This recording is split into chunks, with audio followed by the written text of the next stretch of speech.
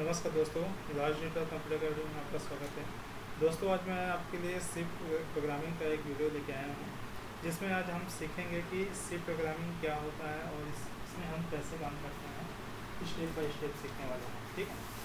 और जिनको सी प्रोग्रामिंग बिल्कुल ही नहीं आती है, वो अगर सी प्रोग्रामिंग के बारे में नहीं जानते हैं तो उनके लिए ये वीडियो बहुत ही इंपॉर्टेंट है। इस पर आप शुरू से लेकर लास्ट तक आप इसको देखते रहिए। तो सबसे पहले हमें सी प्रोग्रामिंग में प्रैक्टिकल करने से पहले हमें इसके थोड़ा सा थ्योरेटिकल पार्ट में जाके इसको समझना होगा कि सी प्रोग्रामिंग क्या है और कैसे काम करता है, ठीक है। तो मैं यहाँ पर सी प्रोग्रामिंग टर्बो का ओपन करके रखा हूँ। मैं इसको क्या करता हूँ, पहले इसको मिनिमाइज़ कर देता हूँ। तो मिनिमाइज़ करने के लिए इसका शॉर्टकट भी होता है कंट्रोल के विंडो के साथ डी दबाएँ प्रेस करेंगे कीबोर्ड से, तो ये मिनिमाइज़ हो जाएगा, ठीक है। उसके बाद यहाँ पर हम चलते हैं सी प्रोग्रामिंग के बारे में, ठीक है। तो यहाँ पर सी प्रोग्रामिंग के बारे में थोड़ा सा इसका डिफिनेशन जान लेते हैं। तो सी प्रोग्रामिंग लैंग्वेज होता क्या है, ठीक है। तो जो सी लैंग्वेज होता है वो उसको जो इसका डेवलपमेंट किया गया था AT&T यानी कि अमेरिकन टेलीफोन एंड टेलीग्राफ की स्थित बेल प्रयोगशाला 1970 में डेनिस एम रिची के द्वारा किया गया था। सी लैंग्वेज के आविष्कार को उच्च स्तरीय भाषा हाई लेवल लैंग्वेज के रूप में भी जाना जाता है, ठीक है। सी लैंग्वेज से पहले इसे हम BCPL basic combined programming language के नाम से जानते थे, ठीक है। उसके बाद इसे बी लैंग्वेज के नाम से डेवलप किया गया 1968 में, इससे 1968 में।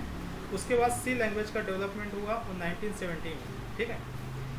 उसके बाद सी प्रोग्रामिंग कमिट का फॉर्मेशन 1983 में इसको फिर से डेवलप किया गया और लास्ट में सी स्टैंडर्ड की तरह ANSYS C 1988 में इसको डेवलप किया गया था, ठीक है। तो अब यहाँ पर देखते हैं, सबसे पहले हमारी चीज़ आता है कि व्हाट इज़ सिंटैक्स। सिंटैक्स क्या होता है। तो दोस्तों, सिंटैक्स यह एक प्रकार का तरीका या मेथड होता है कि हमें प्रोग्रामिंग में कैसे लिखना है और प्रोग्राम किस टाइप का होना चाहिए उसको डिज़ाइन करना होता है। कि जैसे यहाँ पर देखिए, यहाँ पर से एक मेथड दिया हुआ है, किसी प्रोग्रामिंग में हमें किस टाइप से यहाँ पर इस मेथड को लिखना होता है। जैसे यहाँ पर दिया है #include stdio.h, #include conio.h। तो जो #include ये सारी चीज़ें क्या है, हेडर फाइल्स होते हैं जो प्रोग्रामिंग को रन कराने के लिए सहायक होते हैं। उसके बाद यहाँ पर दिया है मेन फंक्शन। मेन फंक्शन मतलब मेन फंक्शन के अंदर जो भी हम प्रोग्राम लिखते हैं वो कर्ली ब्रेसेस के अंदर लिखा जाता है। एक कर्ली ब्रेसेस ओपन होता है, एक कर्ली ब्रेसेस ऑफ होता है, ठीक है। उसके अंदर जो भी प्रोग्राम या कोडिंग हम जो भी लिखते हैं मेथड, वो प्रोग्राम रन किए जाते हैं, ठीक है। उसके बाद नेक्स्ट है हमारा डेटा टाइप। डेटा टाइप क्या होता है, ये सबसे इम्पोर्टेंट चीज़ होती है डेटा टाइप, क्योंकि हम जब प्रोग्रामिंग करते हैं तो हम ये डिसाइड करते हैं कि हमें किस टाइप का कोडिंग को शामिल करना है, यानी कि किस प्रकार से कोडिंग करनी होती है। तो वो डेटा टाइप महत्वपूर्ण होता है कि हमको सिलेक्शन प्रोसेस करना होता है कि किस टाइप का डेटा टाइप हमें यूज़ करना है और कैसा हमारा प्रोग्रामिंग कोड होगा। तो इसमें दोस्तों ये होता है कि डेटा टाइप दो प्रकार के होते हैं बेसिकली। पहला होता है प्राइमरी डेटा टाइप, जिसमें आता है केयर, जिसको हम कैरेक्टर भी बोलते हैं। दूसरा होता है इंटीजर, जिसको हम इंट से डिक्लेयर करते हैं। तीसरा होता है फ्लोट और चौथा होता है डबल, ठीक है। उसी तरीके से सेकेंडरी डेटा टाइप होता है एरे, पॉइंटर, स्ट्रक्चर और आदि। इसमें और भी बहुत सारी चीज़ें होती हैं, मगर हम अभी नॉलेज के लिए केवल इतना ही देखेंगे। आज हम जो पढ़ने वाले हैं प्राइमरी डेटा टाइप के बारे में पढ़ने वाले हैं। जो सेकेंडरी डेटा टाइप है ये थोड़ा सा आगे का कोर्स है, इसलिए हम प्राइमरी डेटा टाइप के बारे में आज पढ़ेंगे। तो प्राइमरी डेटा टाइप में इसको हम वेरिएबल इसमें डिसाइड होते हैं, यानी कि जो ये डेटा टाइप होते हैं ये कौन कौन सी वैल्यू और कितने वैल्यू को एक्सेप्ट करता है। जैसे कि यहाँ पर होता है कैरेक्टर, जिसको हम केयर के नाम से भी जानते हैं। यह 1 बाइट की वैल्यू को स्टोर करता है। और एग्जांपल के लिए जैसे कि ABC, इसकी जो वैल्यू होती है, जिस टाइप के हम कैरेक्टर को ABC के नाम से की तरह हम इसको वैल्यू को असाइन कर सकते हैं। दूसरा होता है इंटीजर। इंटीजर जो होता है 2 बाइट की वैल्यू को स्टोर करता है जैसे कि एग्जांपल होता है 1 2 3, ठीक है। और एक चीज़ और है कि इंटीजर जो है कैरेक्टर वैल्यू को भी स्टोर करके रखता है, जैसे कि ABCD, यानी इंटीजर जो है कैरेक्टर और इंटीजर वैल्यू दोनों टाइप के डेटा को स्टोर करके रखता है। तीसरा हमारा चीज़ है डेटा टाइप है फ्लोट। फ्लोट जो होता है 4 बाइट डेटा टाइप को स्टोर करके रखता है। एग्जांपल जैसे कि 1.2 और 2.2। उसी तरीके से डबल यानी कि फ्लोट से डबल होता है, ये 8 बाइट की वैल्यू को स्टोर कर सकता है, ठीक है। ये दोस्तों ये हमारा वो डेटा टाइप वेरिएबल। अब चलते हैं नेक्स्ट हम सिंटैक्स फॉर वेरिएबल डिक्लेरेशन। सबसे इम्पोर्टेंट चीज़ होता है कि जो ये वेरिएबल हम लोग इस यूज़ करेंगे उसको हमें कैसे डिक्लेयर करना है। यहाँ पर एक सेंटेंस दिया है, data type space variable name और उसके बाद है सेमी कॉलन, ठीक है। तो एग्जांपल हम किस तरीके से लिख सकते हैं, यहाँ पर 4 एग्जांपल दिए गए हैं। जैसे कि पहला है इंट स्पेस, या कितने भी स्पेस कर सकते हो एक्स, और लास्ट में आपको सेमीकोलन लगाना है, ठीक है। सेमीकोलन क्या होता है मैं आगे बताऊंगा उसको, यानी कि चलिए बता देता हूँ। सेमीकोलन का काम होता है कि किसी भी लाइन को स्टॉप कर देना है, मतलब उसके आगे अब उसमें कोई भी कोडिंग नहीं लिखा जाता है, ठीक है। उसके बाद सेकंड जो नंबर लिखा है इंट, एक के बाद स्पेस लिया है और नम टाइप की डेटा टाइप को लिया है, नंबर टाइप का, और यहाँ पर से क्या किया है इसको सेमीकोलन कर दिया। जैसे कि दोस्तों मैं यहाँ बताया कि इंटीजर जो होता है कैरेक्टर और इंटीजर वैल्यू दोनों को स्टोर करता है, तो यहाँ पर कैरेक्टर वैल्यू को भी यहाँ पर इंटीजर डेटा टाइप में लिख सकते हैं। तीसरा हमारा है इंट माई नेम। देखिए यहाँ पर क्या होता है दोस्तों कि जैसे कि आप यहाँ पर इंट ले रहे हैं, ठीक है, इंटीजर वैल्यू ले रहे हैं, यहाँ पर स्पेस कर रहे हैं, एक स्पेस, एक या जितना भी स्पेस ले सकते हैं, मगर यहाँ पर जैसे कि यहाँ पर माई लिखा हूँ उसके बाद स्पेस देके नाम लिखा हूँ, तो इस टाइप का ये जो डिक्लेरेशन होता है वेरिएबल डिक्लेरेशन, ये गलत होता है। ऐसा हम नहीं लिख सकते। ऐसा लिखेंगे तो हमारा प्रोग्राम क्या करेगा, गलत शो मैसेज देगा और एरर शो करेगा, ठीक है। चौथा जैसे हमको माई नेम लिखना है तो हम इस तरीके से ऑप्शन में लिख सकते हैं इंट माई नेम और सेमीकोलन, ठीक है। तो दोस्तों ये था वेरिएबल डिक्लेरेशन, ठीक है। तो आप इस तरीके से आप यहाँ पर डेटा टाइप को डेटा टाइप में वेरिएबल को डिक्लेरेशन कर सकते हैं। उसके बाद नेक्स्ट हमारा ऑप्शन आता है कि प्रिंट टैब क्या होता है। देखिए दोस्तों इसका जो सीधा सा मैसेज है हमारा, सीधा सिंपल सा कि प्रिंट टैब वहाँ यूज किया जाता है कि जहाँ पर हमें आउटपुट के रूप में सेम एज इट इज़ लिखना होता है, यानी कि उतारना होता है। जैसे बोलते हैं कि हम जैसे प्रिंट ऐप के अंदर जो भी लिखें वो बिल्कुल उसी तरीके से छप जाए, है ना। इसको हम यहाँ पर ऐसा बोल सकते हैं use to print the character और वैल्यू असाइन, यानी कि जैसे हम वहाँ पर लिखेंगे वैसा ही वो प्रिंट कर दे, उसमें हमें कुछ करने की आवश्यकता नहीं होती है, ठीक है। उसके बाद है स्कैन ऐप का मतलब होता है कि यूज टू रीड कैरेक्टर और वैल्यू असाइन, यानी कि हम यहाँ पर जो भी वैल्यू जैसे एक्स वाई जेड जो भी हम डेटा टाइप मिलेंगे वो यहाँ पर स्कैन ऐप में उसकी वैल्यू को असाइन करवाना होता है, ठीक है। उसके बाद दोस्तों यहाँ पर दिया है int %d character %c string %s float %f। इसका मतलब क्या होता है, यहाँ पर देखिए कि जैसे अगर आप यहाँ पर डेटा टाइप इंट टाइप कर लेते हैं, ठीक है, डेटा टाइप अगर आपका इंट है तो आपको %d यूज़ करना पड़ेगा, ठीक है। वो कहाँ यूज़ करना है मैं आपको आगे नेक्स्ट जब कोडिंग करूँगा अभी तो उसमें आपको मैं बताऊँगा, ठीक है। तो यहाँ पर जो इंट होता है वो वहाँ पर %d लिखाना होता है, और कैरेक्टर ch जो होता है वहाँ पर %c यूज़ करना होता है, और जहाँ पर स्ट्रिंग टाइप का डेटा टाइप होता है वहाँ पर %s लिखना होता है, और जहाँ फ्लोट टाइप की डेटा टाइप होता है वहाँ %f लिखाना होता है, ठीक है। उसके बाद है हमारा नेक्स्ट CLR फंक्शन, ठीक दोस्तों। इसका काम होता है कि किसी भी स्क्रीन को पहले से रन प्रोग्राम के स्क्रीन को साफ करने का काम होता है, यानी कि क्लियर द स्क्रीन, ठीक है। तो इसलिए हम CLR फंक्शन का यूज़ करते हैं। उसके बाद है गेट ch फंक्शन का यूज़ होता है कि जब हम प्रोग्राम रन कराते हैं तो उस स्क्रीन को होल्ड करके रखता है। अगर हम गेट ch फंक्शन नहीं लिखेंगे इस प्रोग्राम में तो वो क्या करेगा, होल्ड करके नहीं रखेगा। इसको हम कोडिंग में टर्बो C++ की कोडिंग में इसको समझेंगे, ठीक है। तो उम्मीद करता हूँ इसको समझ में आया, आपको बहुत अच्छे से आया होगा। नहीं आया तो हम इसको आपको कोडिंग के द्वारा एक बार समझाना चाहूँगा फिर से। तो मैं इसको थोड़ा सा मिनिमाइज़ करके और टर्बो C++ में चलते हैं। यहाँ पर मैं टर्बो C++ ओपन कर लिया हूँ और इसको मैं बड़ा कर लेता हूँ। तो इसका देखो मैक्सिमाइज यानी कि इसको बड़ा करने के लिए अल्ट के साथ इंटर प्रेस करेंगे तो ये देखिए बड़ा हो जाएगा। तो मैं एक छोटा सा प्रोग्राम आपको लिखता हूँ जो हेलो वर्ड को प्रिंट कराऊंगा। तो यहाँ पर सबसे पहले आपको क्या करना है, हैश इंक्लूड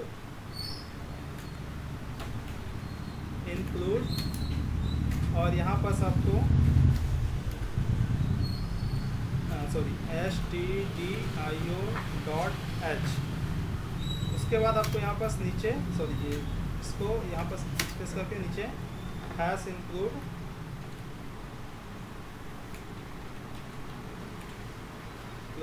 फिर ब्रैकेट में ये आ जाएगा, इसको हम conio.h।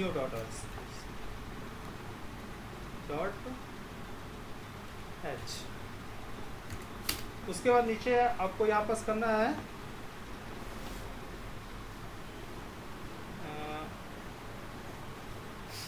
Wide main.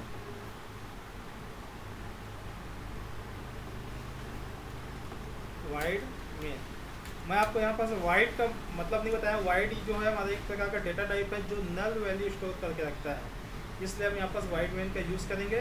Wide main की जगह पे हम यहाँ पास इंट मेन भी यूज़ कर सकते हैं, मगर अभी मैं वाइड मेन ही यूज़ कर रहा हूँ। तो उसके बाद यहाँ पास फंक्शन का यूज़ कर लेते हैं और ये सेमीकोलन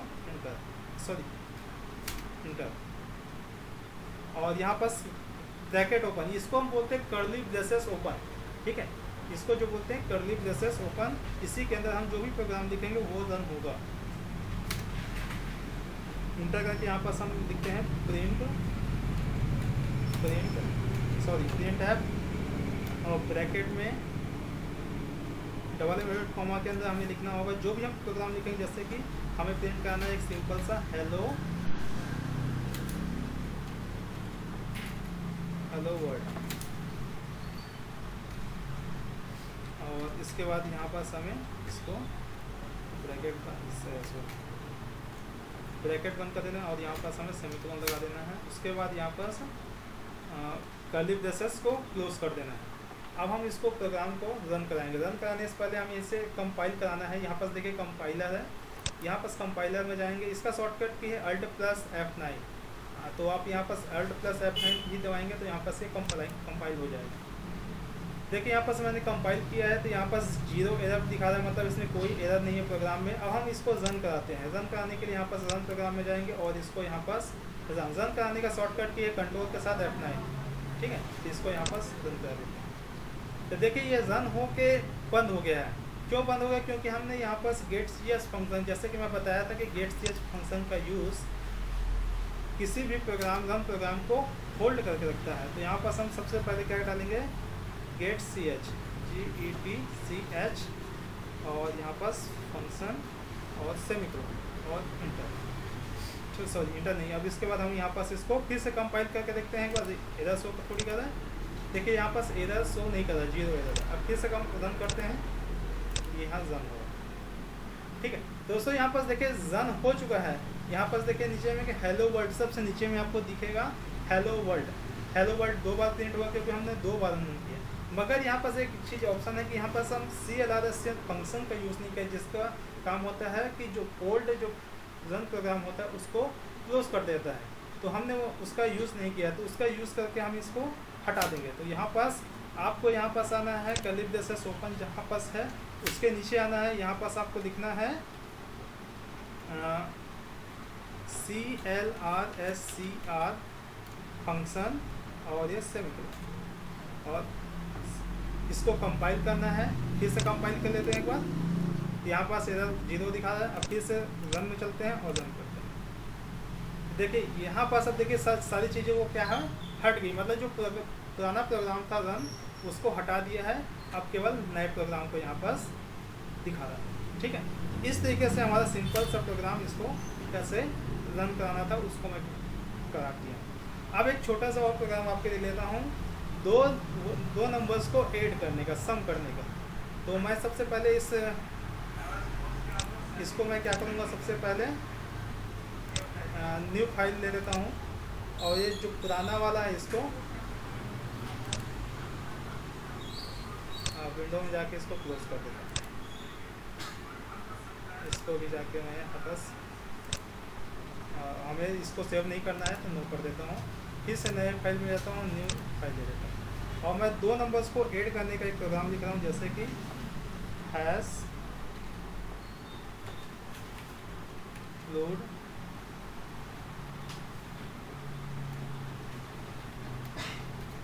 और इसके अंदर आएगा stdio.h,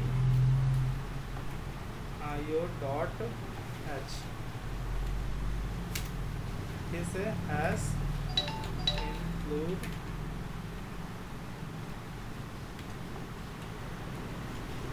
.h और यहाँ पर आएगा वाइट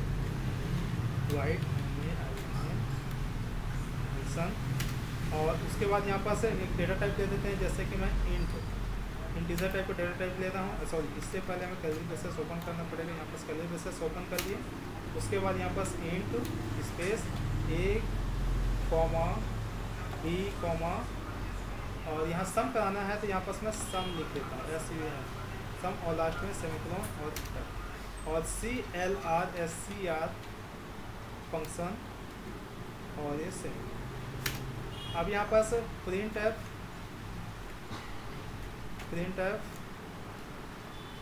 और यहाँ पर डबल इनवर्टेड कॉमा के अंदर लिखते हैं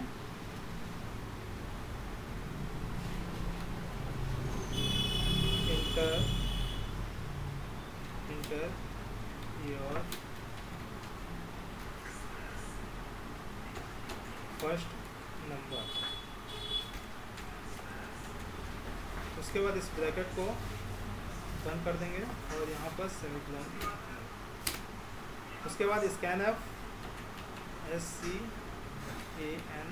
स्कैनफ और चूँकि इसको स्कैनर का यूज़ मैं बताया था कि इस किसी प्रोग्राम को किसी भी नंबर को असाइन कर वैल्यू को असाइन करने के लिए, जैसे कि यहाँ पास इंट लिए हैं तो यहाँ पास परसेंट हम क्या डालेंगे, तो यहाँ पास पहले हमें %d, उसके बाद comma and %a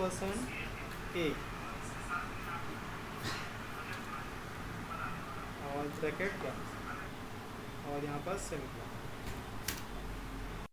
second print print f और डबल इनवर्टेड कॉमा के अंदर फिर से और यहाँ पर स्लैश n डाल देंगे और यहाँ पर स्लैश n क्यों डालें, क्योंकि अगर इस लाइन को हमें यहाँ पर स्टॉप करना है, नीचे से हमको लिखना है तो यहाँ पर स्लैश n डालना पड़ेगा और यहाँ पर लिखना है inter your second number.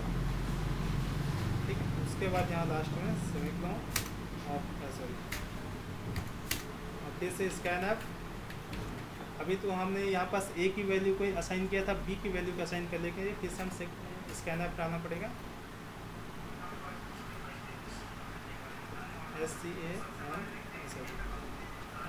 Scanf और यहाँ पास हमें डबल इनवर्टेड कॉमा के अंदर यहाँ पास फिर लिखना है %d और ब्रैकेट यहाँ बंद करना है और यहाँ पर कॉमा और एंड % लगाना है p। एंड % का यूज़ यहाँ पर हमें थोड़ा गलत हो गया, हम यहाँ पर आ जाते हैं इसको और ब्रैकेट को यहाँ पहले डबल इनवर्टेड कॉमा को यहाँ पर लगाना है। ठीक है, तो एंड % यहाँ पर a की वैल्यू को असाइन करेगा, यहाँ पर b की वैल्यू को असाइन करेगा और यहाँ पर हमें सेमीकोलन और यहाँ पर अब हमें क्या करना है, सम करना है, जोड़ना है। यहाँ पर लिखेंगे sum equal to a plus b और यहाँ पर सेमीकोलन इंटर और एक और इसको हमें प्रिंट कराना है क्या चीज़, यहाँ पर लिखेंगे थर्ड print f और यहाँ पर ब्रैकेट के अंदर डालेंगे फिर से यहाँ पर स्लैश n, क्योंकि हमें नीचे से इसको प्रिंट कराना है, फिर से स्लैश n और क्या प्रिंट कराना है डिस्प्ले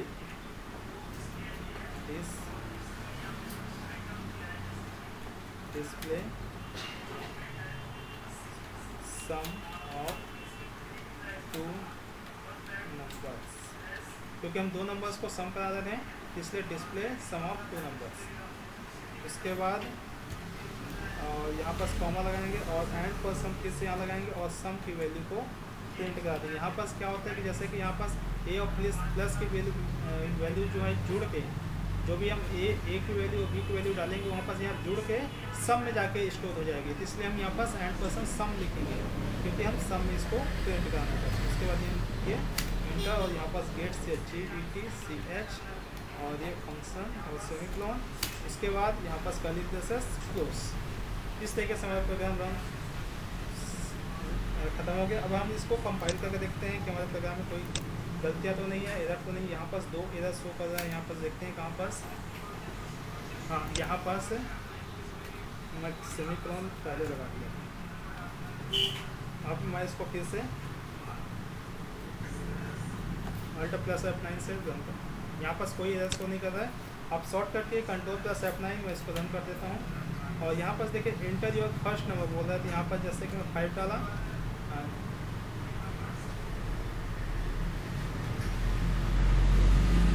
8 डाला, इंटर किया, इंटर सेकेंड नंबर नहीं पूछा। तो एक बार फिर से हम इसको चेक करके देखते हैं कहीं हमारा प्रोग्राम मिस्टेक तो नहीं है।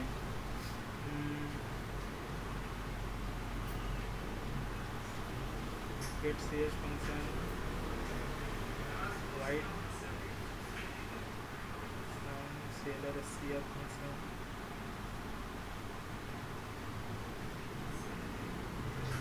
एक बार फिर से कंपाइल करके देखते हैं।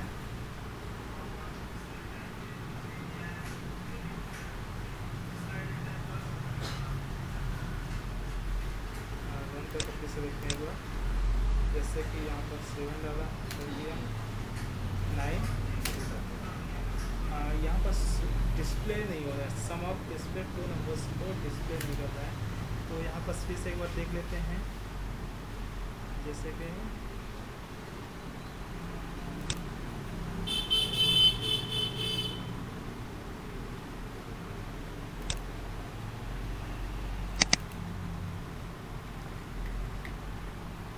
एक बार हम इसको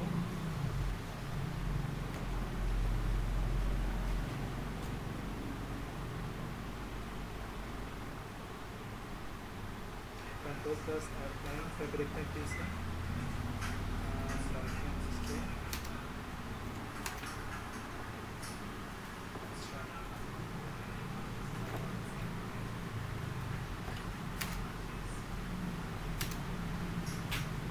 यहाँ पास हमारा जो प्रोग्राम है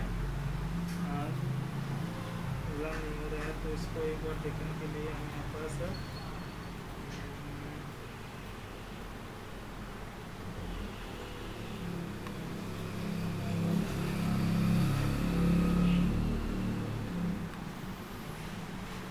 इसको एक बार हटा के देखते हैं, क्योंकि यहाँ पास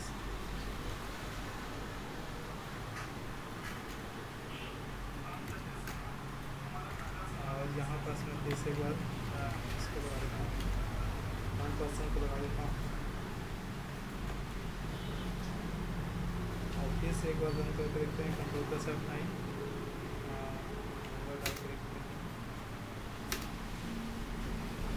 सॉरी कुछ प्रॉब्लम है इसमें, एक बार देख लेते हैं।